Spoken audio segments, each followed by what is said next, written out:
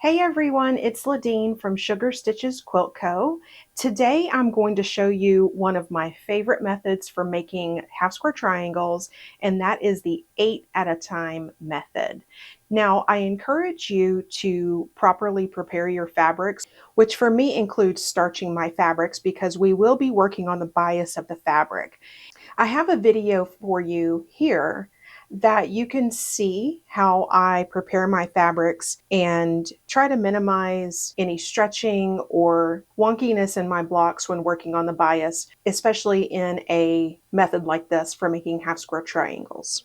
I'm also going to show you a brand new notion that I recently received that I love so much when making 8 at a time half square triangles. It's so quick and easy, and it really takes the headache out of making half square triangles. So if you're interested, let's get started.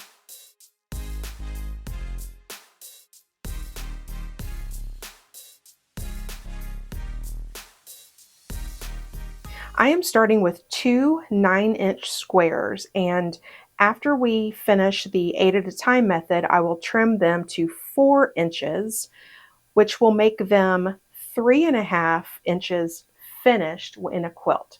So that's 4 inches unfinished trimmed to 3.5 inches finished. I have a guide for making half square triangles that takes all of the guesswork out of the math for you. If you'd like to check the description below, I have the link for you to sign up to receive that guide. And you can make half square triangles any size you'd like with this method. Now with the 8 at a time method, we will take one of our squares and any quilting ruler and a marking pen or pencil. The lines that we will be drawing will be on the inside of your fabric and your seam allowances, so it won't show through. Just make sure that you're not using anything that'll bleed through your fabric. I'm not going to actually draw my lines because I want to show you the new ruler that I mentioned in the beginning. But what we do with the 8 at a time method is draw a line from corner to corner on both diagonals. So one line here, and then one line in this direction to form an X on the back of our block. The new ruler that I just discovered is what I want to show you and how we will actually mark our half square triangles. And this is the Make It 8 marking ruler from Quilting Delights. They sent this to me and asked me to try it out, and I am in love with not only the ease in not only marking your lines, but also in the great description how they tell you to sew on your lines as well. I'll show you that as well. So let me tell you a little bit about the ruler. The ruler is 12 inches square. However, you can see that there are solid black lines in various sizes. The largest is 10 inches, and that's great if you want to use a 10-inch pre-cut, and you can just simply place this down on that and make your 8 at a time half square triangles. With a 10-inch pre-cut, you would get 4.5-inch unfinished half square triangles and 4 inches finished. But of course, you can use it on any size that they have between 10 inches and 4 inches is the smallest.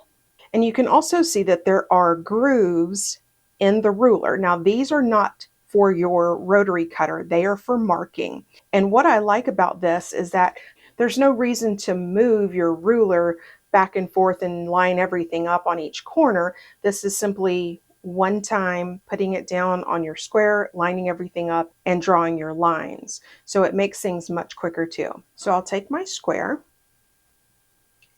As I mentioned, this is a 9-inch square, so I'm going to line it up. You can see the 9-inch all the way around, and I'll just line those solid black lines up with my square of fabric. Now, one thing about the ruler is that you have to make sure that whatever you're drawing with is deep enough to go into the grooves of the ruler. So I actually will use a mechanical pencil where I can extend the lead a little bit. Doesn't really matter that you're using a pencil because these lines will be cut on. And then we'll just draw these lines. And there is a center section here, so your line doesn't go all the way across. And just draw each of your lines. And again, these will be our cutting lines.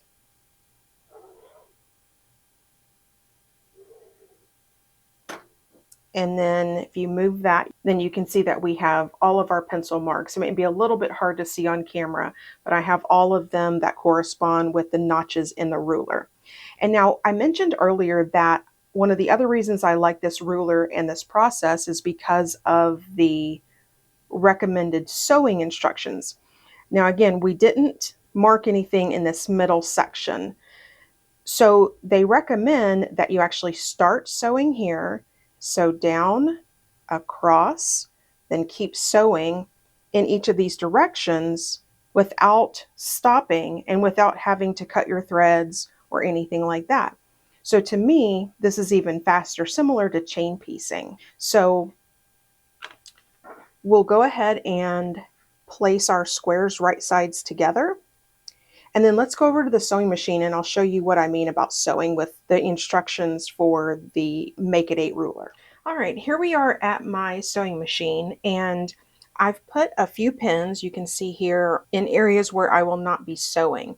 With the 8 at a time method, you will only be sewing 1/4 of an inch away from both sides of the diagonal lines in both directions. You will not sew on the horizontal and vertical lines. Those are cutting lines. So no matter if you're using the Make It 8 ruler or you've just drawn your diagonal lines on your block, you will sew 1/4 of an inch or a scant 1/4 of an inch away from both sides of the drawn lines. As I mentioned with the Make It 8 ruler, they give you really interesting sewing directions, and that is to start from this corner, sew 1/4 of an inch down this line, and then continue around the block until you've sewn on all sides. Usually when I'm making half square triangles, I'm making a lot of them, and so I will chain piece and sew down one side, send another block through, and sew those, and then when I'm done, spin them around and then sew on the other side of the line. In this way, with the Make It 8 ruler, you're actually sewing all of your lines on one block at a time. So that's what I'm going to do for this time. But again, if you don't have the ruler, you still can just sew on both sides of your diagonal lines in both directions. Now the presser foot that I have on my sewing machine right now is a good guide for 1/4 of an inch on either side. So I feel comfortable using the left side of my presser foot. Depending on what presser foot you're using with your machine, you may not have that. So just make sure that you're comfortable with where you're sewing 1/4 of an inch, since technically we're sewing on a different side of a line than we would usually start off. Most of the time we would start on the left side. This time we're starting on the right so that we can sew that one continuous line.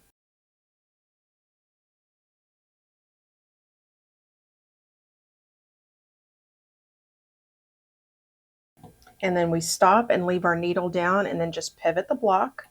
And you're stopping where this center line is drawn. Remember, we're not sewing on that line, but we're stopping there. It's a good point to help you remember where to stop. And remember, stop with your needle down so you can just spin your block and continue sewing.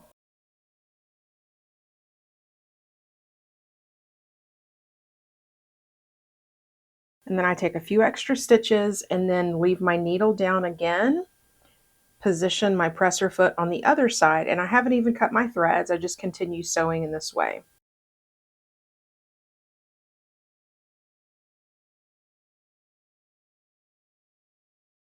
Okay, again, stopping with the needle down so you can just pivot your block, and then I'll continue sewing.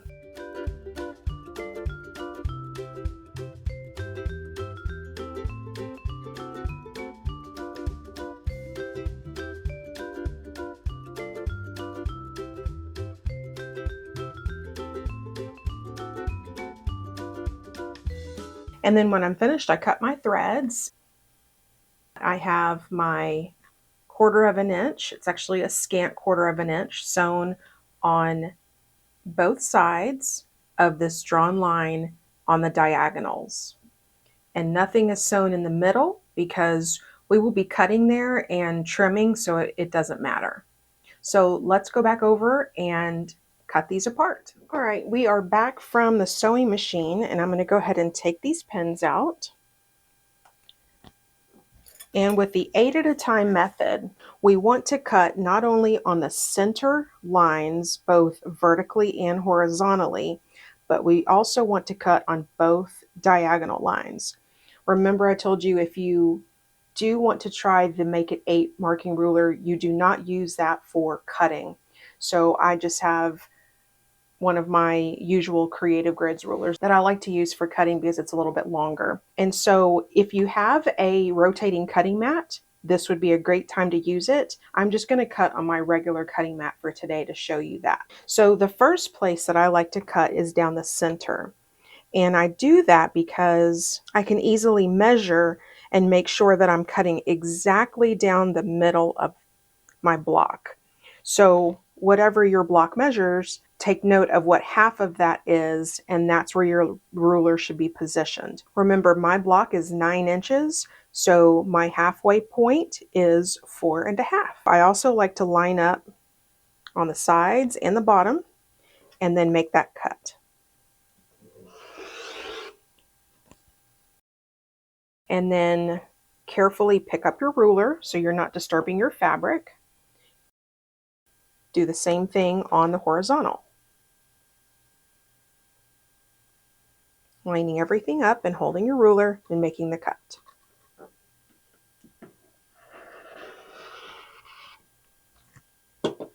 Okay, so now at this point, we could continue to cut without disturbing our blocks, but things happen, right? So the reason that I like to make the center cuts first is because if you'll see now, we just have 4 quadrants of 2 at a time half square triangles. So if your fabric gets shifted, there's no worries. You've cut down these center lines just to make 4 half square triangles with the 2 at a time method. So I'm actually going to put them to the side so I can just show you. We're going to trim on the line of this square.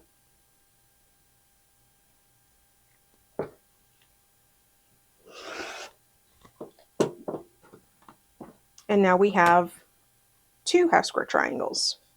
Aren't those pretty? This is fabric from Ruby Star Society. So I'm going to finish up my other squares.